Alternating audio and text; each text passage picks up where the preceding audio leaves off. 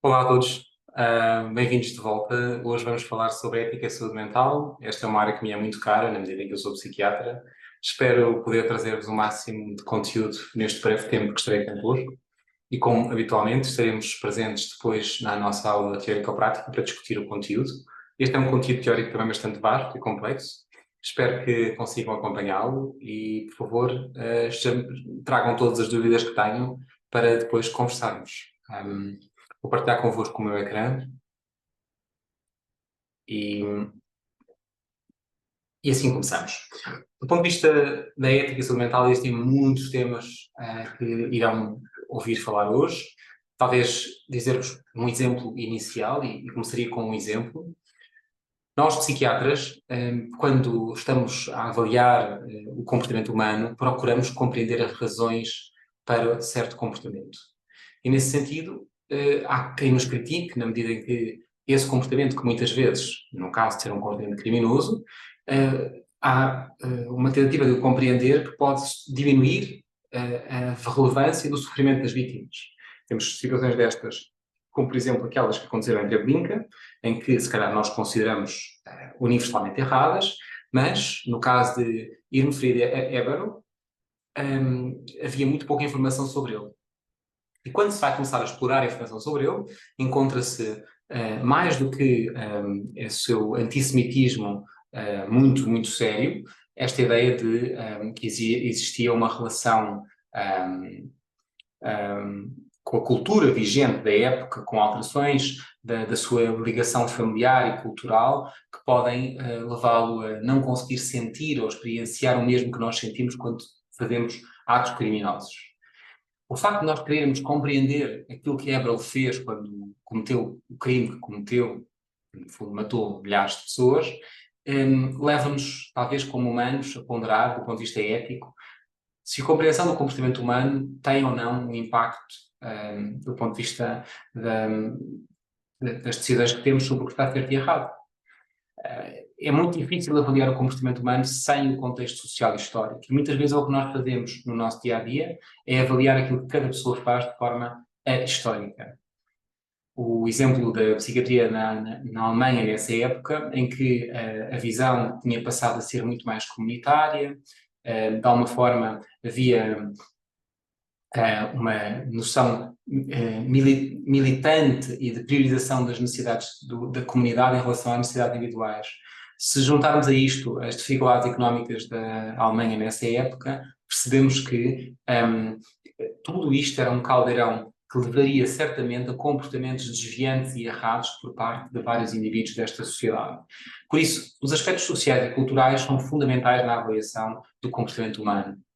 E quando nós pensamos em cada caso clínico, nós devemos pensar de forma casuística e incluir, por um lado, aspectos clínicos, que dizem respeito a aspectos técnicos, mas também a perspectiva do paciente, da família, a forma como os pacientes entendem e conhecem aquilo que se passa com eles.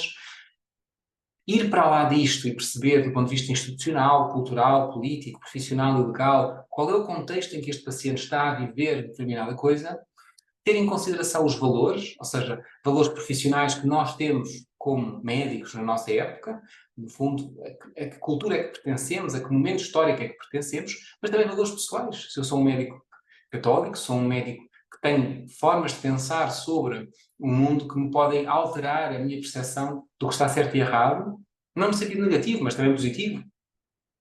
Ou seja, para cada caso, ponderarmos na sua complexidade aquilo que pode ser pensado. E eu vou partilhar convosco uma série de métodos para raciocínio ético em psiquiatria que penso que vos podem ajudar. Eu começo por dizer-vos que a psiquiatria, na atualidade, do ponto de vista ético, é considerada o patinho feio, na medida em que é muito difícil nós aplicarmos os mesmos preceitos éticos que aplicamos a outras áreas da medicina à psiquiatria. E hoje, Jennifer Radden é um exemplo de uma autora que escreve sobre isto. A ética da psiquiatria é distintiva das restantes áreas, na medida em que os pacientes são muito mais vulneráveis e, nesse sentido, temos que ajustar tudo aquilo que decidimos em relação aos adultos, no que diz respeito à autonomia, paternalismo, beneficência, justiça. E, por mais que queiramos criar teorias que são descritivas e normativas para todos os dados que queremos, como médicos, aplicar, Na psiquiatria, parece que, por um lado, não conseguimos descrever de forma absoluta, porque não conseguimos encontrar rigor para o que estamos a descrever, e do ponto de vista normativo, também encontramos muitos desafios, na medida que, por exemplo, que o risco na psiquiatria é um risco complexo. Em relação à taxonomia, quando queremos classificar a forma do ponto de vista ético, podemos pensar na psiquiatria, nós temos então as coisas que eu vos falei na primeira aula, o utilitarismo, a deontologia médica, a ética deontológica, os princípios, a aplicação casuística, a aplicação do senso comum. Temos as perspectivas de abordagem reflexiva, como a ética das virtudes, a ética do cuidado, a ética centrada no outro, e a ética integrativa, como a ética política, pós-modérnica e antimoderna. Estas formas de pensar do ponto de vista ético são parte daquelas que eu vou discutir em seguida. O grande problema do utilitarismo aplicado à ética e na saúde mental é que os psiquiatras, se centrarem só nos deveres e nos direitos, parecem chegar a mais boa consequência do que se centrarem em preceitos utilitaristas. Porquê? Na medida em que cada caso é tão particular, tão individual, tão único, que é muito difícil criar preceitos universais. Pelo contrário, as legislações obrigam a criação destas leis universais e esta criação de legislação é fundamental para a segurança pública e promove princípios de fundamento utilitário para a decisão em psiquiatria. Estamos a falar, por exemplo, de internamento compulsivo, que falei há bocado, mas que na prática o internamento involuntário depende da necessidade de proteger a sociedade. O que vemos hoje é que é mais a pressão que existiu do ponto de vista económico e social sobre os sistemas de saúde que levou a que o pensamento utilitário entrasse na psiquiatria e na prática da psiquiatria. Temos esta ideia também kantiana, neste caso ética dos deveres, em que nós devemos respeitar a humanidade dos pacientes, independente da sua doença, mesmo os dementes, ou seja, o facto de um demente não poder cuidar de si ou cuidar da relação que tem comigo, não significa que eu não deva cuidar da relação que tenho com ele. E doença mental pode ser vista como uma disfunção da capacidade racional de lidar com um doente. Nesse sentido, a incapacidade de perder, a capacidade de perder esta dimensão racional de pensar sobre o mundo leva-nos a um repensar da autonomia tal como Kant a viu e esta possibilidade de cuidar por esta autonomia. Temos exemplos disto, por exemplo, um paciente que entra na minha consulta e fecha a porta e diz eu não quero falar consigo e vai-se embora.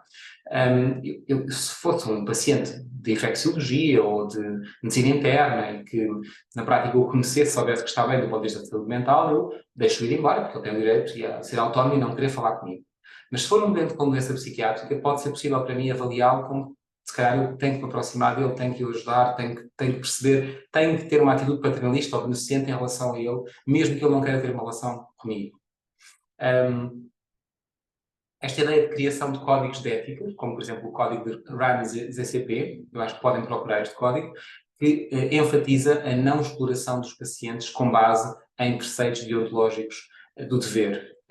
E há aqui um risco também de mal interpretarmos o conceito de mau uso dos outros. Como é que nós fazemos isto? A abordagem principialista é algo que também é difícil de se aplicar na saúde mental, na medida em que, por exemplo, em relação ao tratamento involuntário, há quem diga que, por um lado, a pessoa devia ser deixada em liberdade, porque não devia ser restringida à sua liberdade e devia ter o direito a escolher, mas também pesa na direção de aceitar o tratamento involuntário contra a vontade do doente, a segurança do paciente, a perda do insight que o paciente tem, o alívio do stress e o restaurar da sua função mental. Em relação à parte casuística, ou seja, se pensarmos do ponto de vista casuístico para cada situação, do ponto de vista ético, ao contrário dos princípios anteriores que estamos a aplicar, ou da ética de deveres, ou na ética utilitária, nós encontramos que a cada caso tem que ser atribuído um preceito individual. Ou seja, apesar de existir uma integridade entre a lei e a ética, a lei e a ética separam-se na medida em que a ética é a arte de abrir exceções. Enquanto a lei corta a direito, no sentido do direito corta a direito, a lei diz que certo e errado estão separados de acordo com preceitos fixos, a ética não. E o exemplo concreto desta ideia casuística é o exemplo do caso Tarasov, não sei se conhecem, mas que, no fundo, por motivo de nós não podermos avisar terceiros, quebrando o sigilo médico, não se avisou uma pessoa que estava em risco de homicídio e, como tal, como não se avisou, essa pessoa morreu. E esta discussão do ponto de vista ético é muito interessante na medida em que qual é o limite e como é que nós avaliamos o risco em psiquiatria e quais são os limites do conceito do sigilo médico. Isto é um assunto que vos peço a vocês que pensem sobre isto e se calhar discutamos todos em conjunto na nossa aula teórico-prática. O conceito de virtuosidade na psiquiatria é ainda mais denso. Há mesmo um livro chamado O Psiquiatra Virtuoso, ou The Virtuous Psychiatrist, em que à psiquiatria na relação com o doente é necessário um conjunto de virtudes para lá das virtudes habituais da medicina. Como, por exemplo, ser caloroso, ser sensível, ser perseverante. E nesse sentido, peço-vos que pensem sobre isto também, é um assunto que eu gostava de poder discutir convosco, mas que ter a ideia de que na psiquiatria, na relação com o doente, é necessário virtudes que são bastante mais complexas do que na prática habitual da medicina. Temos também o conceito de ética do cuidado. E no conceito de ética do cuidado, o que é que nós temos? A possibilidade de tudo aquilo que é cuidado é positivo na relação com o doente. A ética do cuidado foi claramente criticada por aqueles que defendem as teorias éticas convencionais, na medida em que ela é demasiado vaga. Demasiado vaga no sentido de não ter valor instrumental. Ou melhor, tem muito pouco valor na relação com o doente, na medida em que é tudo relativo. E é difícil também de perceber o que é que afinal é certo, ou seja, tal como é difícil de perceber o que é bom para o utilitarianismo, também é muito difícil perceber, na ética do cuidado, quais são os valores que nós devemos dar atenção em relação a outros. Por exemplo, as emoções são claramente valorizadas nesta abordagem, mas este raciocínio abstrato nem sempre é útil ou capaz de nos dar um curso de ação razoável.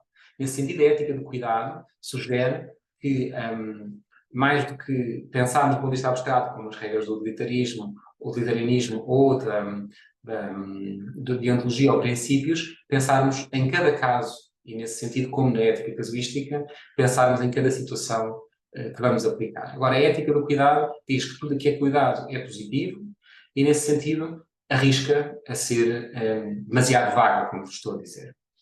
O conceito de outro na psiquiatria. O conceito de outro é um conceito complexo, não é tão claro ou simples como vocês podem imaginar ou que estudaram previamente. É um conceito que se reveste de inúmeras referências bibliográficas, desta ideia de que quando eu encontro uma pessoa que é diferente de mim, na psiquiatria é mais diferente ainda, porque um doente, habitualmente, ao ser olhado por um psiquiatra, vê-se numa experiência de ser realmente categorizado e objetificado, sendo diferente de mim próprio. E há doenças que são claras, por exemplo, a demência ou algo que parece ser universalmente classificado dessa forma, mas na psiquiatria temos doenças muito mais complexas, como, por exemplo, a perturbação de personalidade borderline ou a perturbação de stress pós-traumático, em que o ato diagnóstico da psiquiatria pode ser um ato de reduzir a experiência do paciente a um fenómeno a ser explicado. E isto pode ter uma experiência muito violenta na relação com o doente. Por exemplo, na psiquiatria nós temos a tentativa de explicar ou compreender. A explicar, muitas vezes, é ter um outro paradigma epistémico que explica o que se passa com o doente, por exemplo, tem uma alteração da serotonina, ou compreender, por exemplo, o doente está triste, não porque tem uma alteração da serotonina, mas porque teve uma discussão com a mãe, ou porque a mãe não a tratava bem quando era novo. Levinas critica esta visão totalizante da psiquiatria, providenciando um conhecimento muito, muito claro, que eu não tenho tempo de detalhar nestas aulas muito curtas, sobre o conceito de ser diferente, ou ser estrangeiro, de ser inexplicável e imprevisível. Não no sentido de serem coisas negativas, mas parte da natureza humana. Apesar de nós exigirmos a nós próprios compreender os outros, prever os outros e explicar os outros, na prática, uma relação eticamente sustentada com uma pessoa diferente de nós não exige isto. permite-o ser diferente, manter-se imprevisível e inexplicável. E, nesse sentido, a ética e o outro é uma coisa que vos aconselho a ler e procurar. Procurem otherness. Se procurarem otherness online, vão encontrar imensa evidência sobre isto do ponto de vista ético. Temos outros aspectos políticos também, que é, do ponto de vista da própria psiquiatria, há esta ideia de os psiquiatras têm que estar, têm que cuidar também, apesar de muitas vezes esquecerem disso na relação com os doentes, da alocação de recursos de saúde.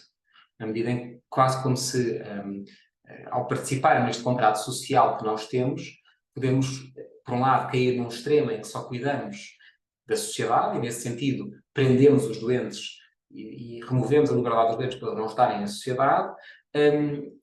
Por outro lado, podemos colocar os doentes em situações de grande vulnerabilidade, de alguma forma de ausência total de autonomia, e nesse sentido a impossibilidade de oferecer ao doente a escolha, a capacidade de escolha, mas também a ideia de se ignorarmos a sociedade futura que estamos a construir, há um risco de ignorância, ou seja, de não cuidarmos de coisas fundamentais que a sociedade exige na relação com os doentes, mesmo com um doente com patologia psiquiátrica.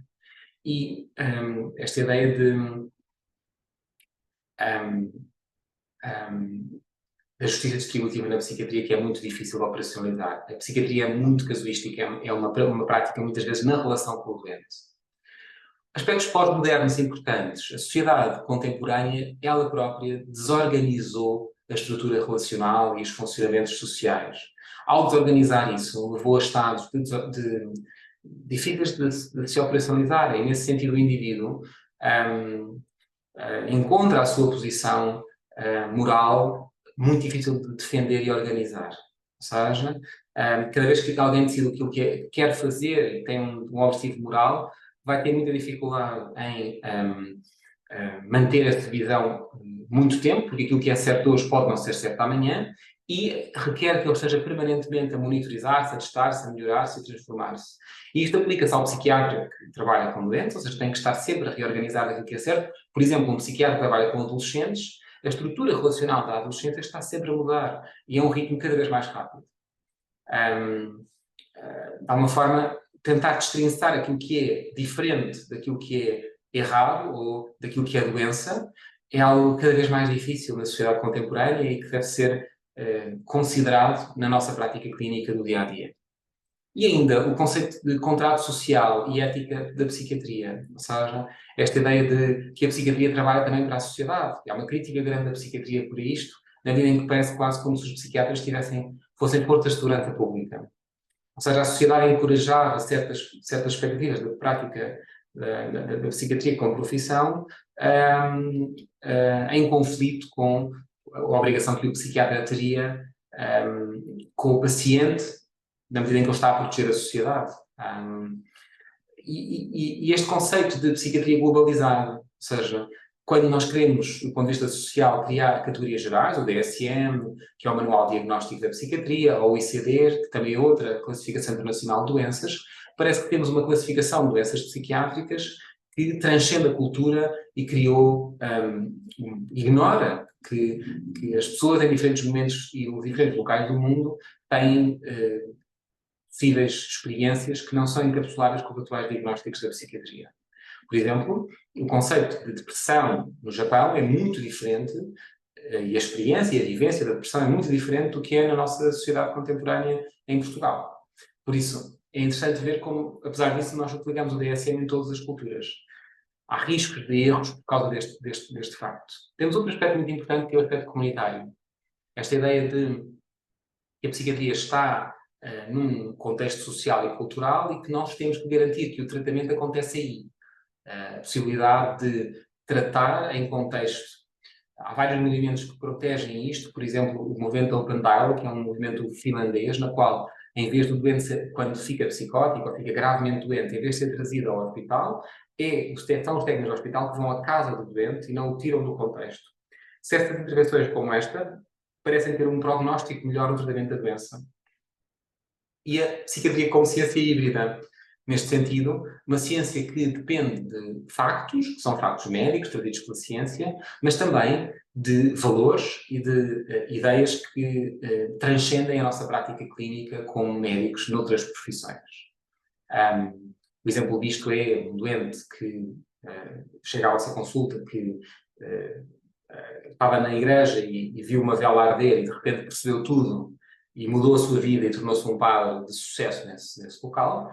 Não pode ser considerado doente, porque o doente, para ser doente, tem que haver um sofrimento psicológico e, de alguma forma, uma desintegração social.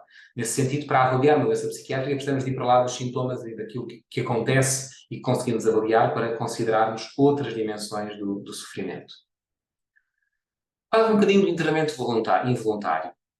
Primeiro, esta ideia de verdades absolutas e a luta contra o relativismo. Os psiquiatras da atualidade parecem ser, talvez, os últimos agentes que ainda têm o poder de definir a liberdade dos cidadãos e forçar-os certos tratamentos. Nós podemos convulsivar um doente, neste caso tratá-lo involuntariamente, e os médicos, em inclusão muitas vezes com as famílias e com o Estado, conseguem tratar contra a vontade de sujeitos em Portugal.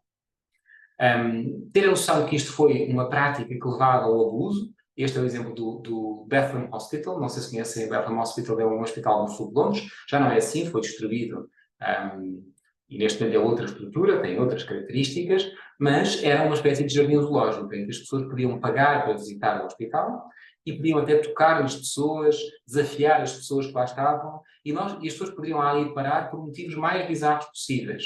Porque eram pobres, porque estavam demasiado bronzeadas, porque tinham tido conflitos em casa com a família, e nesse momento que entravam lá, alteravam radicalmente o seu valor pessoal, e a forma como eram tratados nesse contexto dessa unidade levava, muitas vezes, a um sofrimento psicológico que por si só perpetuava que eles fossem ficassem desorganizados. E então, John Stuart Mill traz-nos esta ideia importante sobre o internamento involuntário, que é que o dano vai para lá do dano físico para um outro dano, que é um dano de violação do contrato social. Por exemplo, o que ele diz é que se o jogo, ou a bebida, ou a incapacidade de me conter, ou a preguiça, ou a sujidade são lesivas para a felicidade, também uma das grandes dificuldades na melhoria, como a maioria dos atos proibidos pela lei, é a exigência destas coisas todas que não queremos, porque são difíceis para a liberdade, existirem do ponto de vista social. Ou seja, do ponto de vista social, nós consigamos exigir às pessoas que, no fundo, sejam felizes, reprimindo tudo que sejam comportamentos que sejam desviantes dessa mesma felicidade considerada positiva. Nesse sentido,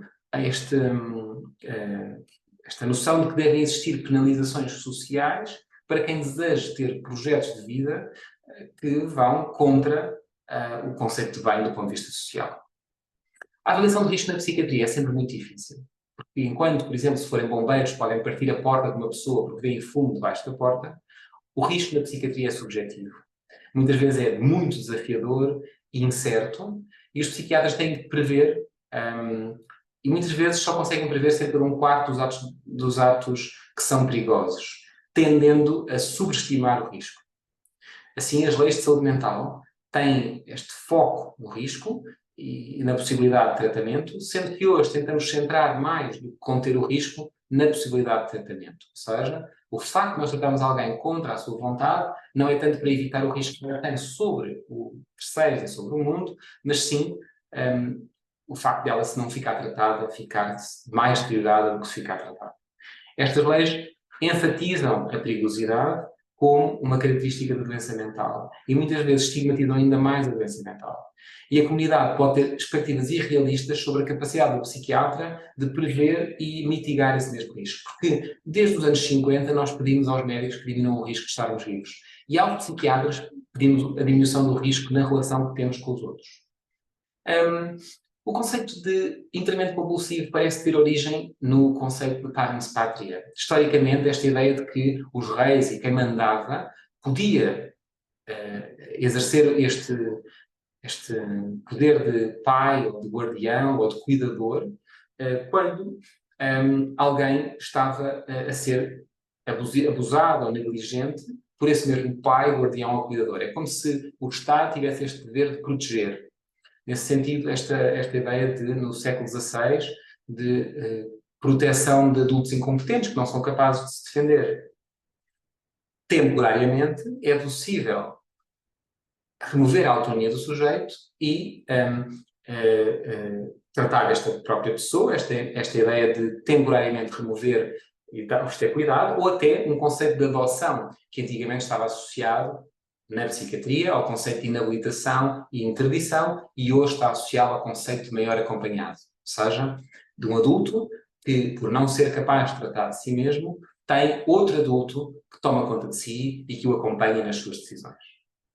Esta ideia de o rei ter a possibilidade de garantir que os cidadãos possam cumprir as suas responsabilidades. Ou seja, vai resolver um problema de ver pessoas que queiram viver contra a sociedade, não poderem viver porque vão ser impossibilitadas de o fazer. Nesse sentido, esta ideia de que uma entidade superior pode tomar conta de alguém teve origem na ideia de internamento involuntário ou internamento compulsivo.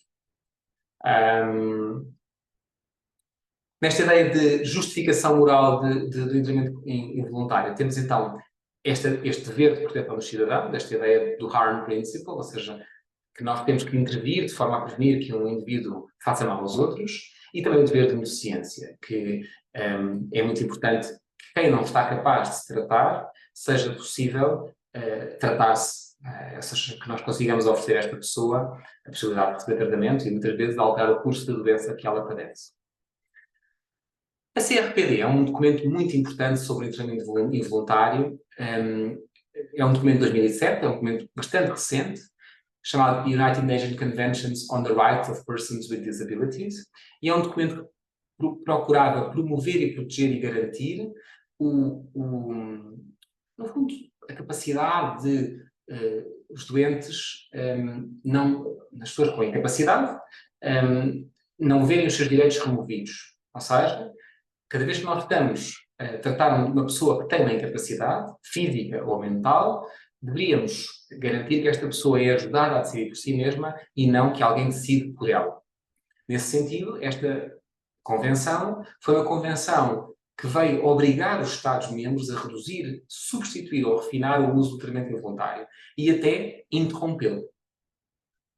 Qual é a urgência?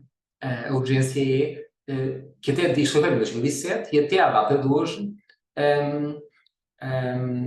não tinha acontecido. Não sei se sabem, a lei de saúde mental foi alterada recentemente, aliás, entrou em efetividade recentemente, veio nas notícias há pouco tempo, estamos a falar em 2023,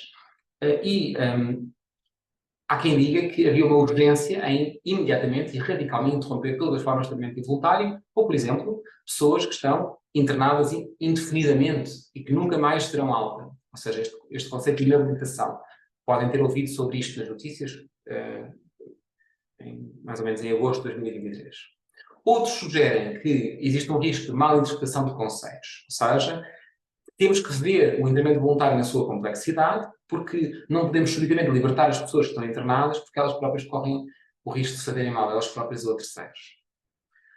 Volta a esta ideia histórica de que até os anos 80 a medicina era uma medicina paternalista, autoritária, na qual o médico podia fazer o que queria, e foi nos anos 80 que surgiu o legalismo, ou seja, provisões legais que garantiam apenas através dos tribunais regular o poder que os médicos podem exercer sobre doentes com doença mental.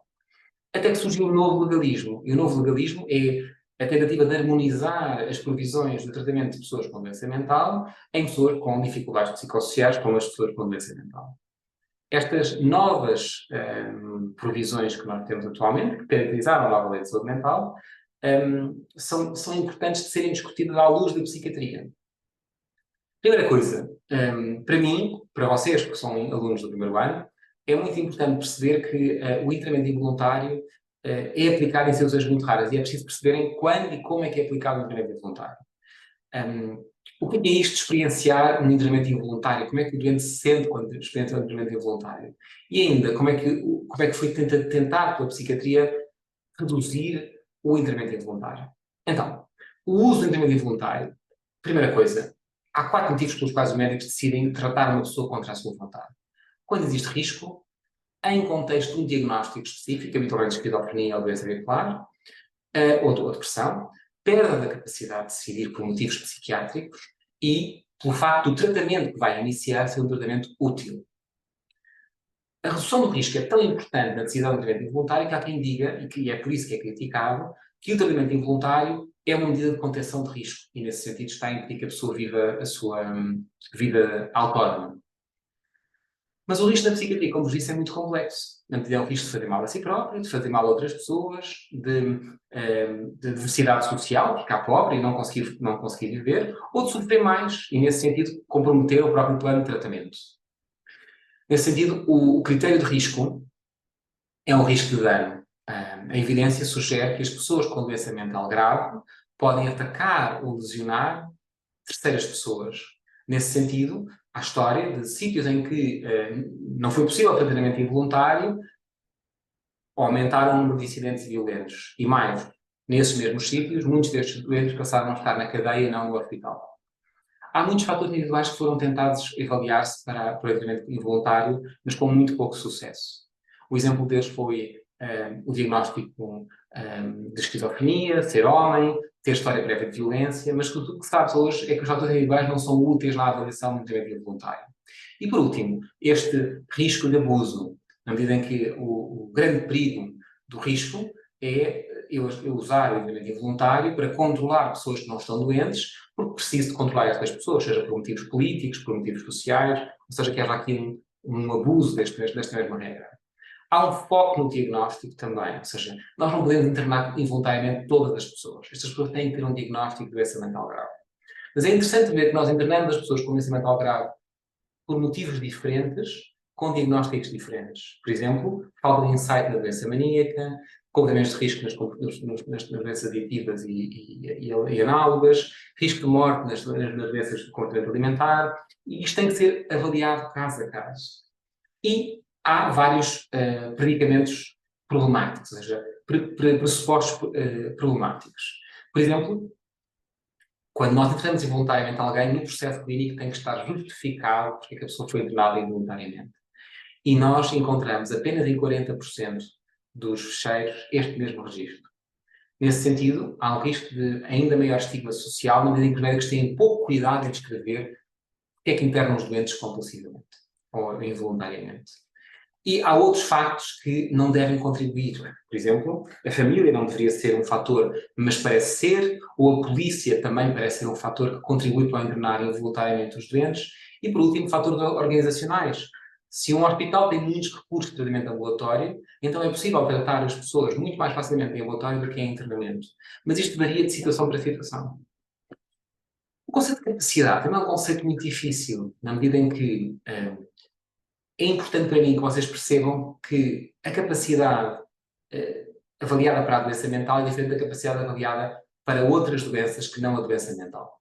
Uma coisa é eu não ser capaz, porque estou deprimido, de avaliar a situação, porque ao estar deprimido só consigo pensar em coisas negativas. Outra coisa é eu estar confuso, e eu estar confuso pode acontecer em qualquer doença médica. E nós temos que distinguir o conceito de capacidade médica do conceito de capacidade psiquiátrica. Porque o psiquiatra apenas deve vir decidir sobre capacidade psiquiátrica e não sobre capacidade médica. E, por vezes, há doenças na psiquiatria que é muito difícil avaliar a capacidade, como, por exemplo, nas doenças da adição, neste caso, as perturbações do uso de substâncias. O internamento involuntário tem este problema que compartilha com outras coisas, como a vacinação, na medida em que, quando uma vez entra em vigor, as pessoas têm que ter consciência de que estão obrigadas a fazer determinadas coisas. Por exemplo, em Portugal, o uso de capacetes na moto é obrigatório. Porquê? O nosso primeiro princípio da Constituição diz que os seres a vida humana é inviolável. Se diz que a vida humana é inviolável, então permite ao Estado obrigar as pessoas a usar capacete. Mas não podem conduzir sem capacete. A natureza do internamento compulsivo é da mesma natureza. Ou seja, de tal forma é possível, por motivo de saúde pública, garantir que o sujeito seja tratado contra a sua vontade. A dúvida é se, por si só, possa ser suficiente. Esta questão, em Portugal, claramente cai-se mais sobre o diagnóstico do que cai sobre um conceito de saúde pública, na medida em que é só para determinados diagnósticos psiquiátricos que existe um tratamento involuntário. Porque se fosse por motivos de saúde pública, não podíamos surgir muitas outras situações, como por exemplo a tuberculose. Tratar involuntariamente uma pessoa que está capaz de decidir, mas que não se quer tratar, sabendo que a tuberculose é contagiosa e que a pessoa deve ficar internada. O conceito de efetividade da medida, ou seja, quando eu interno uma pessoa compulsivamente para a tratar, então eu tenho que garantir que quando estou a intervir, ela tem que melhorar. E há discussões sobre certas doenças que não melhoram significativamente quando são internadas. Por exemplo, as produções do comportamento alimentar. É um exemplo clássico disto. Ou seja, isto não vai mudar a história natural da doença, o que vai mudar é de forma aguda o risco de morte que a pessoa tem.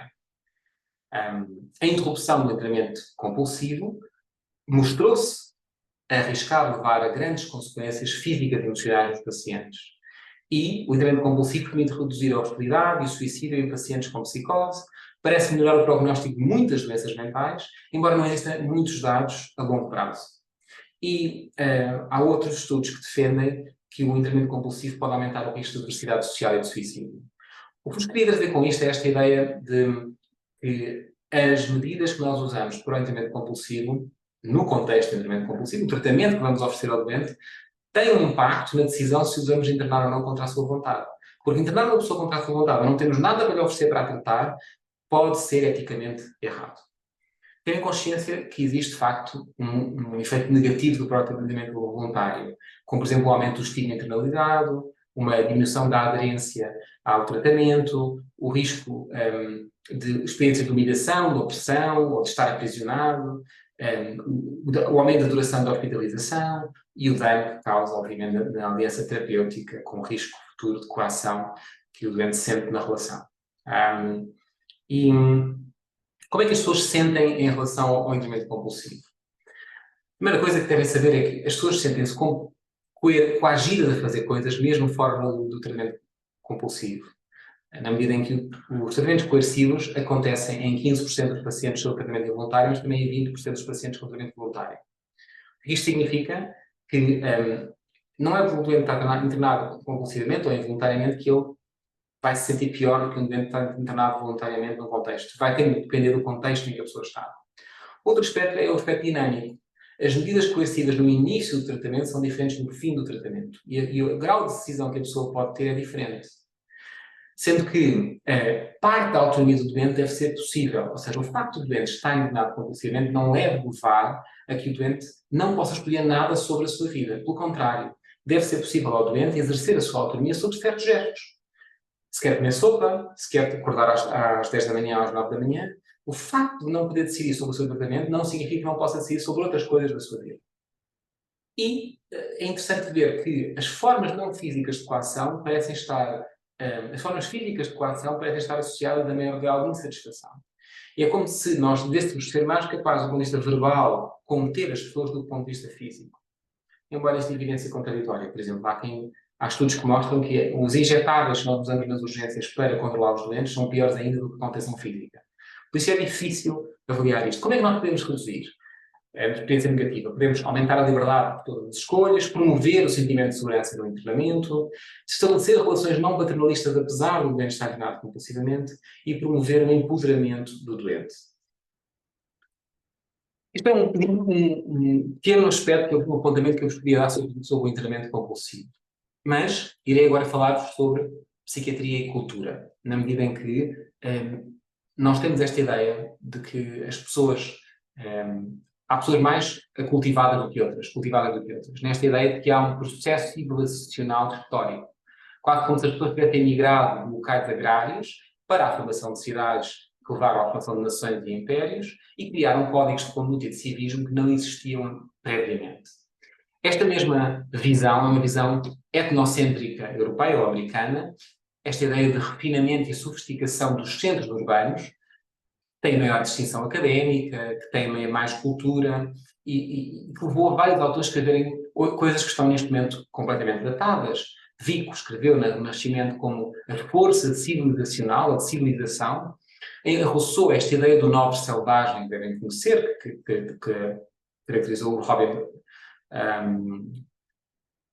Crusoe, esta visão miópica de que a civilização europeia ocidental é uma civilização mais diferenciada e mais capaz do que outras civilizações. Esta origem, dentro da psiquiatria, acontece no século XIX, em que nós olhávamos para os comportamentos de pessoas distantes e víamos que as pessoas eram diferentes, mas podiam estar doentes nessa mesma diferença. Estas pessoas pareciam ser civilizações diferentes, ou bárbaros pouco diferenciados. Esta visão estética em que eu estou a observar o outro e o encho de conceitos que habitualmente eu encho o outro, de erotismo ou de amoralidade, quase como se a minha cultura onde eu vivo, dos colonizadores europeus, tivesse atingido o seu pico e todas as outras fossem primitivas e não muito desenvolvidas.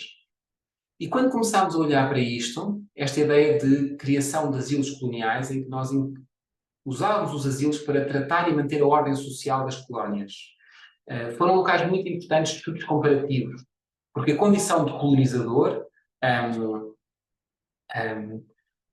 fez com que estas pessoas que estavam a tratar as pessoas dessas culturas não conseguissem identificar quais é que serão as pessoas que estavam apenas a viver dentro da sua cultura. E temos muitos conceitos.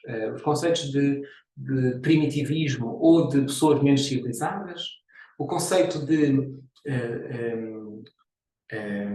os selvagens que são têm mais saúde, que hoje em dia parecem estar outra vez em voga, na medida em que há uma exigência de produtividade, né, nos ambientes complexos urbanos e nos ambientes industrializados.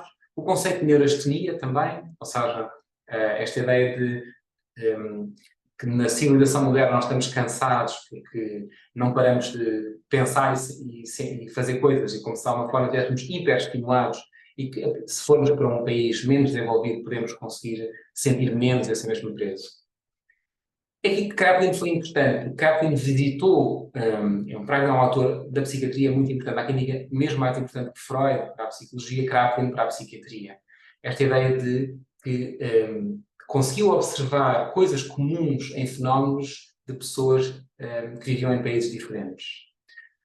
Mas fez afirmações que hoje em dia seriam chocantes, como, por exemplo, a ausência de delírios em pessoas da ilha de Java pode ter respeito a um menor desenvolvimento mental e do facto de não terem certas palavras também lhes levaram a não terem alucinações. Como se de alguma forma essas pessoas pensassem com imagens sensoriais e como tal não conseguissem ter acesso às mesmas ideias que nós temos. As ideias de Kraepelin foram pegadas por outros autores, como por exemplo Leff, que dizia que havia um léxico emocional das linguagens indo-europeias muito mais diferenciadas do que outras linguagens mais antigas. Nesse sentido, quase um darwinismo cultural foi desenvolvido e pensado, e esta ideia de que havia hierarquias do desenvolvimento que explicavam as culturas, as diferenças culturais. E foi apenas com a Revolução Neocraepeliniana, com o DSM-3, que foi a tentativa de olhar para as doenças para lá das suas culturas. E em vez de nos imiscuirmos nesta diferença,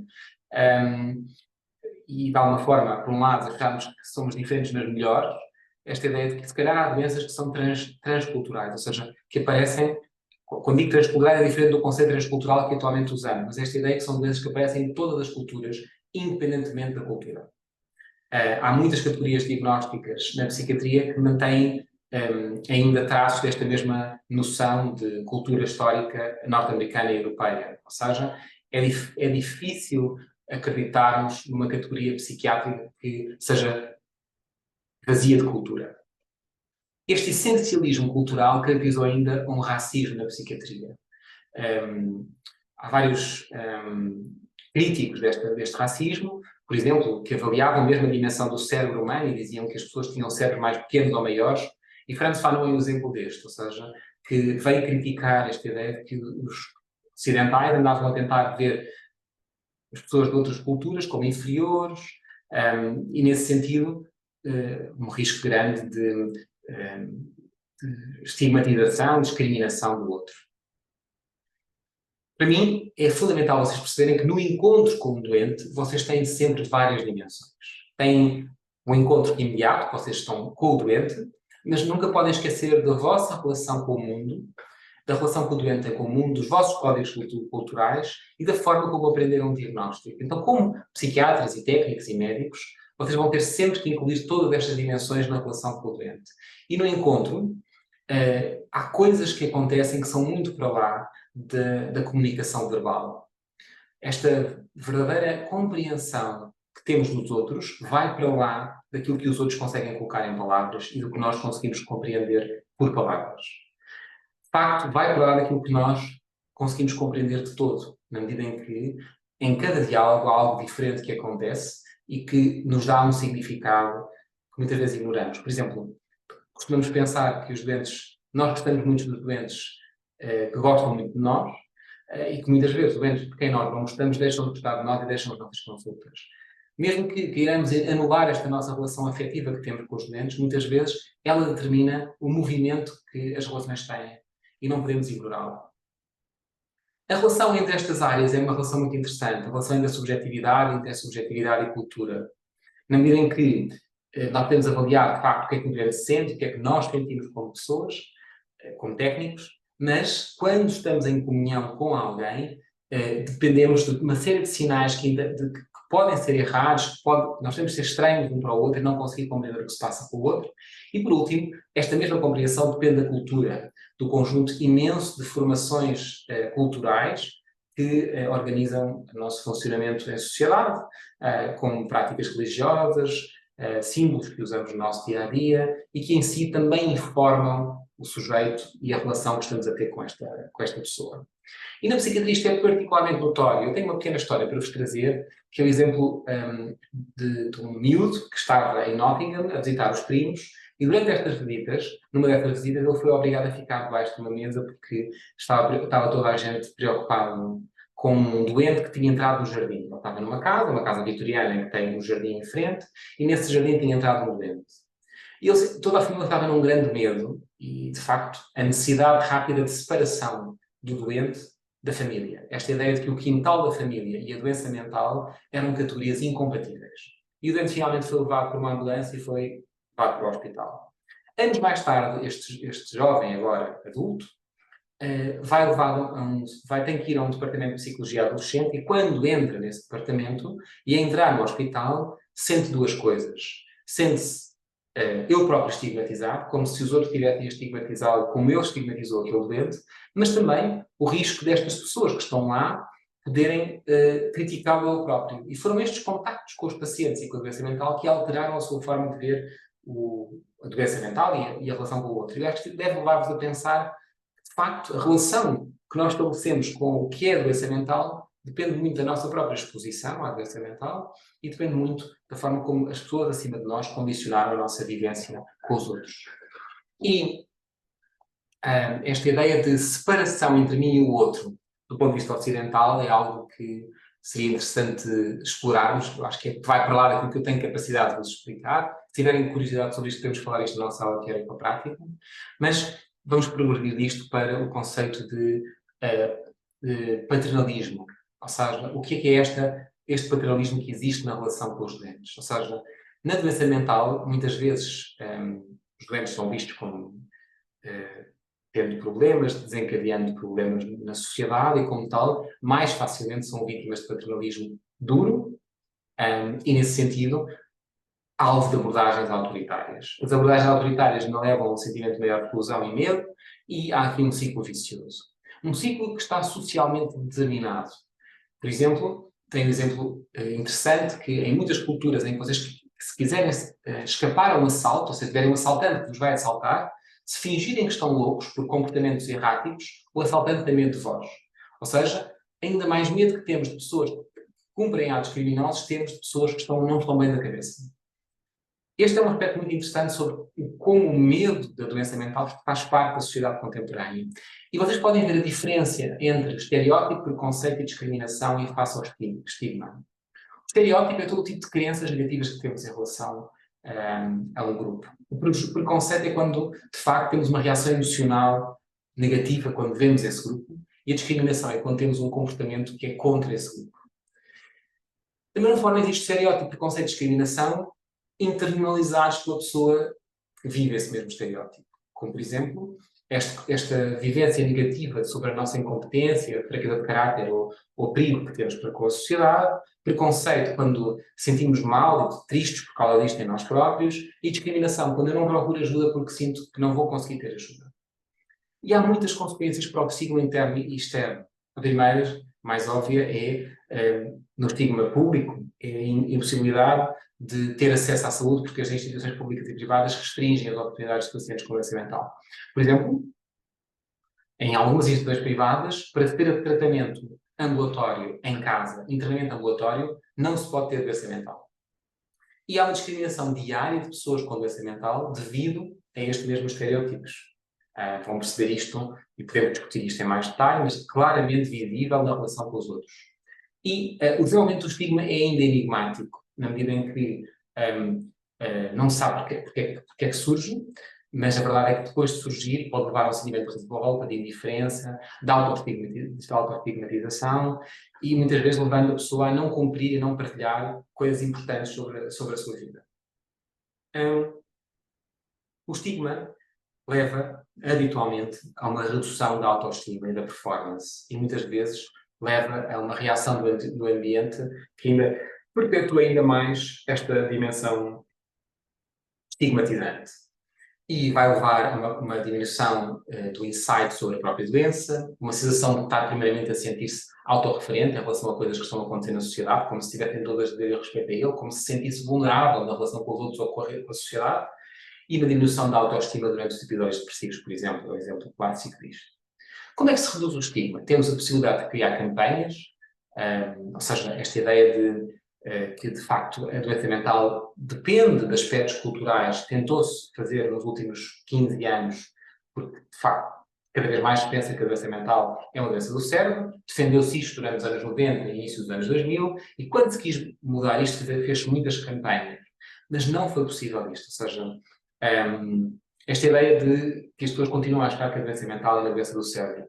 Mais ainda, e mais interessante, e paradoxal em relação ao que costumo dizer, é que mesmo que a pessoa veja que a doença mental é uma doença do cérebro, ou seja, que a pessoa não é má pessoa por estar doente, porque é uma doença semelhante às doenças neurológicas, percebeu que isso não levou sequer a uma alteração do estigma, ou até aumentou ainda o sentimento de estigma da doença mental. Ou seja, é um paradoxo, ou seja, isto de facto não é, a pessoa não tem culpa, é porque está doente, levou a um aumento do estigma da doença mental. E como é que nós mudamos isto? Podemos fazer protestos, ou seja, ações públicas, podemos educar as pessoas ou podemos criar exposição das pessoas. E até hoje acredita-se que a exposição é aquilo que mais facilmente muda o estigma da doença mental.